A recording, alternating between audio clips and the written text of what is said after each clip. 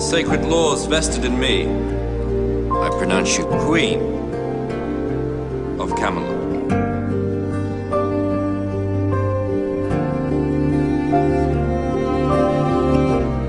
Why do you deny yourself? You can tell me the truth. It's obvious you like me. More than anything. Time together is so precious to me. It doesn't matter what I want. Where are you going? You can't forbid my feelings any more than I can. I won't deny them any longer. I love her.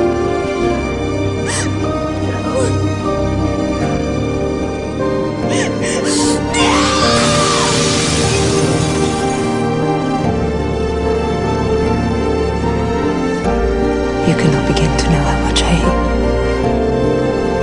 Listen to me. Get out of my way! What have you done? I don't think I really understood what I was doing. But believe me, you don't know how much I regret everything that I've done. I hope that you could forgive me.